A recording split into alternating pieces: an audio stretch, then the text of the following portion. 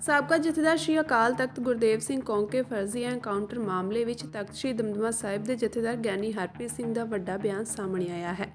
ਉਨ੍ਹਾਂ ਬਿਨਾਂ ਨਾਂ ਲਏ ਅਕਾਲੀ ਦਲ ਤੇ ਗੰਭੀਰ ਸਵਾਲ ਚੁੱਕੇ ਹਨ। ਉਨ੍ਹਾਂ ਕਿਹਾ ਕਿ 25 ਸਾਲ ਤੱਕ ਕੌਂਕੇ ਦੀ ਰਿਪੋਰਟ ਮਿੱਟੀ ਵਿੱਚ ਪਈ ਰਹੀ, ਮਾਮਲੇ ਵਿੱਚ ਕੋਈ ਵੀ ਸਾਫ਼ ਜਾਂਚ ਨਾ ਹੋ ਪਾਈ, ਕਿਸੇ ਵੀ ਸਰਕਾਰ ਨੇ ਕੋਈ ਵੀ ਕਾਰਵਾਈ ਨਹੀਂ ਕੀਤੀ।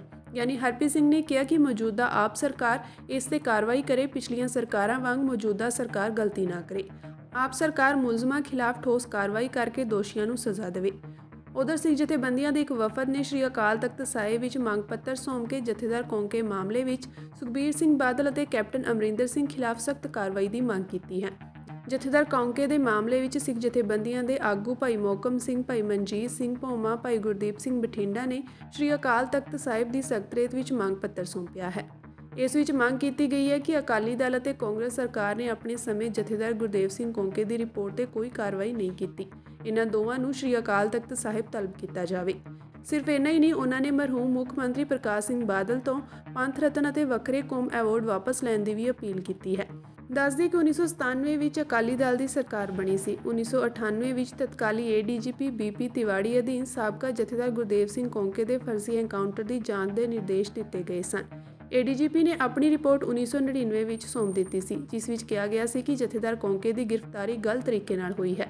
ਜਾਂਚ ਦੇ ਨਾਂ ਤੇ ਪੰਜਾਬ ਹਰਿਆਣਾ ਹਾਈ ਕੋਰਟ ਨੂੰ ਗੁੰਮਰਾਹ ਕੀਤਾ ਗਿਆ। ਗਲਤ ਤਰੀਕੇ ਨਾਲ ਪੁਲਿਸ ਮੁਲਾਜ਼ਮਾਂ ਨੂੰ ਇਨਾਮ ਦੇ ਰੂਪ ਵਿੱਚ ਸਮੇਂ ਤੋਂ ਪਹਿਲਾਂ ਪ੍ਰਮੋਸ਼ਨ ਦਿੱਤੇ ਗਏ। ਇਨ੍ਹਾਂ ਪੁਲਿਸ ਮੁਲਾਜ਼ਮਾਂ ਖਿਲਾਫ ਜਾਂਚ ਕੀਤੀ ਜਾਵੇ।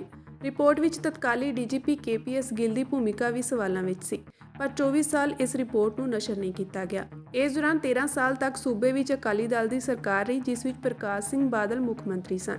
10 ਸਾਲ ਤੱਕ ਕੈਪਟਨ ਅਮਰਿੰਦਰ ਸਿੰਘ ਮੁੱਖ ਮੰਤਰੀ ਸਨ, ਪਰ ਕਿਸੇ ਵੀ ਸਰਕਾਰ ਨੇ ਰਿਪੋਰਟ ਤੇ ਕੋਈ ਐਕਸ਼ਨ ਨਹੀਂ ਲਿਆ। ਬੀਤੇ ਹਫ਼ਤੇ ਪੰਜਾਬ ਮਨੁੱਖੀ ਅਧਿਕਾਰ ਜਥੇਦਾਰ ਨੇ 24 ਸਾਲ ਬਾਅਦ ਬੀਪੀ ਤਿਵਾੜੀ ਦੀ ਰਿਪੋਰਟ ਨੂੰ ਜਨਤਕ ਕਰਕੇ ਸ਼੍ਰੀ ਅਕਾਲ ਤਖਤ ਸਾਹਿਬ ਦੇ ਜਥੇਦਾਰ ਗਿਆਨੀ ਰਘਬੀਰ ਸਿੰਘ ਨੂੰ ਰਿਪੋਰਟ ਭੇਜੀ ਹੈ, ਜਿਸ ਤੋਂ ਬਾਅਦ ਸ਼੍ਰੋਮਣੀ ਗੁਰਦੁਆਰਾ ਪ੍ਰਬੰਧਕ ਕਮੇਟੀ ਨੇ ਕਾਨੂੰਨੀ ਸਲਾਹ ਲੈਣ ਤੋਂ ਬਾਅਦ ਇਸ ਤੇ ਕਾਰਵਾਈ ਸ਼ੁਰੂ ਕੀਤੀ ਹੈ। 1 ਜਨਵਰੀ ਨੂੰ ਸ਼੍ਰੀ ਅਕਾਲ ਤਖਤ ਸਾਹਿਬ ਦੇ ਭਾਈ ਗੁਰਦੇਵ ਸਿੰਘ ਕੌਂਕੇ ਦੇ ਪਰਿਵਾਰ ਨੂੰ ਸਨਮਾਨਿਤ ਵੀ ਕੀਤਾ ਗਿਆ। ਇਸ ਮਾਮਲੇ ਵਿੱਚ ਹੁਣ ਮਾਨ ਸਰਕਾਰ ਕੋਲ ਵੀ ਕਾਰਵਾਈ ਦੀ ਮੰਗ ਹੋ ਰਹੀ ਹੈ, ਪਰ ਹੁਣ ਤੱਕ ਇਸ ਮਾਮਲੇ ਨੂੰ ਲੈ ਕੇ ਸਰਕਾਰ ਵੱਲੋਂ ਕੋਈ ਜਵਾਬ ਸਾਹਮਣੇ ਨਹੀਂ ਆਇਆ ਹੈ। ਸਰਦਾਰ ਭਾਈ ਗੁਰਦੇਵ ਸਿੰਘ ਜੀ ਕੌਂਕੇ ਜਿਹੜੇ ਸਨ, ਇਹ ਬਹੁਤ ਹੀ ਭਜਨੀਕ ਗੁਰਸਿੱਖ ਸਨ,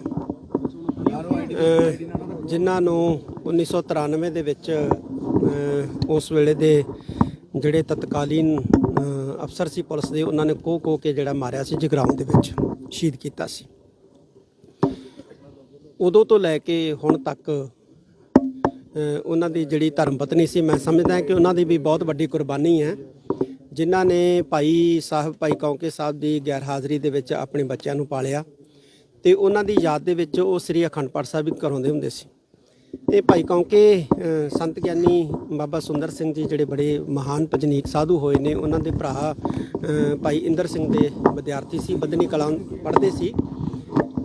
ਹਰ ਸਾਲ ਹੀ ਭੋਗ ਪੈਂਦਾ ਸੀਗਾ ਤੇ ਮੈਨੂੰ ਜਿਹੜੀ ਜਾਤੀ ਜਾਣਕਾਰੀ ਹੈਗੀ ਮੇਰੇ ਕੋਲ, ਭੋਗ ਦੇ ਉੱਤੇ ਕੁਝ ਹੀ ਸਿੱਖ ਜਿਹੜੇ ਸ਼ਾਮਲ ਹੁੰਦੇ ਸੀ, ਜਿਹੜੇ ਅੱਜ ਬਾਹਾਂ ਲਾਰ ਕੇ ਭਾਈ ਕੌਂਕਾ ਸਾਹਿਬ ਦੀ ਸ਼ਹੀਦੀ ਦੀ ਗੱਲ ਕਰ ਰਹੇ ਆ। ਤੇ ਇਹ ਵੀ ਉਦੋਂ ਜਿਉਂਦੇ ਸੀਗੇ ਤੇ ਕਿੰਨੇ ਕੁ ਅਸੀਂ ਉਹਨਾਂ ਦੇ ਭੋਗ ਤੇ ਜਾਂਦੇ ਸੀ, ਕਿੰਨੇ ਕੁ ਅਸੀਂ ਉਹਨਾਂ ਦੇ ਅਰਦਾਸ ਸਮਾਗਮਾਂ ਵਿੱਚ ਸ਼ਾਮਲ ਹੋਏ ਸੀ। 25 ਸਾਲ ਰਿਪੋਰਟ ਜਿਹੜੀ ਆ ਭਾਈ ਕੌਂਕੇ ਦੀ, ਉਹ ਸਰਕਾਰ ਦੀਆਂ ਲਮਾਰੀਆਂ ਦੇ ਵਿੱਚ ਧੂੜ ਫੱਕਦੀ ਰਹੀ ਹੈ ਤੇ ਸਰਕਾਰ ਨੇ, ਕਿਸੇ ਵੀ ਸਰਕਾਰ ਨੇ ਉਹ ਫਾਈਲ ਨੂੰ ਚੁੱਕ ਕੇ ਜਿਹੜਾ ਉਹਦੀ ਗਰਦ ਝਾੜਨ ਦਾ ਵੀ ਯਤਨ ਨਹੀਂ ਕੀਤਾ ਵੀ ਗਰਦ ਝਾੜ ਕੇ ਦੇਖ ਲਈਏ ਇਹਦੇ ਵਿੱਚ ਹੈ ਕੀ, ਤੇ ਦੋਸ਼ੀਆਂ ਨੂੰ ਸਜ਼ਾਵਾਂ ਜਿਹੜੀਆਂ ਦੇਣੀ ਤਾਂ ਬਹੁਤ ਦੂਰ ਦੀ ਗੱਲ ਹੈ।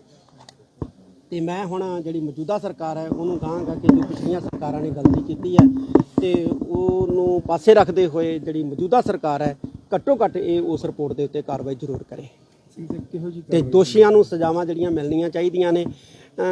ਜੇ ਕਿਸੇ ਦੀ ਡੈਥ ਵੀ ਹੋ ਗਈ ਹੈ ਨਾ, ਤੇ ਉਹਨਾਂ ਨੂੰ ਵੀ ਜਿਹੜੀ ਹੈ ਸੰਕੇਤਕ ਸਜ਼ਾ ਜਿਹੜੀ ਹੈ ਉਹ ਕੋਰਟ ਵੱਲੋਂ ਜ਼ਰੂਰ ਦਿਵਾਉਣੀ ਚਾਹੀਦੀ ਹੈ, ਭਾਵੇਂ ਫਾਈਲ ਆ ਜਾਣੀ ਚਾਹੀਦੀ ਹੈ, ਪਤਾ ਲੱਗਣਾ ਚਾਹੀਦਾ ਇਤਿਹਾਸ ਦੇ ਵਿੱਚ ਕਿ ਬੰਦੇ ਨੇ ਕੀਤਾ ਸੀ ਤੇ ਮੌਤ ਤੋਂ ਬਾਅਦ ਵੀ ਇਹਨੂੰ ਸਜ਼ਾ ਜਿਹੜੀ ਹੈ ਉਹ ਮਿਲੀ ਸੀ। ਐਸਾ ਹੋਣਾ ਚਾਹੀਦਾ ਤੇ ਮੈਂ ਜ਼ਰੂਰ ਮੌਜੂਦਾ ਸਰਕਾਰ ਨੂੰ ਕਹਾਂਗਾ ਕਿ ਪਿਛਲੀਆਂ ਸਰਕਾਰ ਦੀਆਂ ਗਲਤੀਆਂ ਨੂੰ ਪਾਸੇ ਰੱਖ ਕੇ ਤੇ ਮੌਜੂਦਾ ਸਰਕਾਰ ਜਿਹੜੀ ਉਹ ਤਿਵਾੜੀ ਰਿਪੋਰਟ ਹੈ ਉਹਦੇ ਤੇ ਕਾਰਵਾਈ ਕਰੇ ਤੇ ਦੋਸ਼ੀਆਂ ਨੂੰ ਸਜ਼ਾ ਦੇਵੇ ਤਾਂ ਜੋ ਸਿੱਖਾਂ ਨੂੰ ਇਨਸਾਫ ਮਿਲ ਸਕੇ।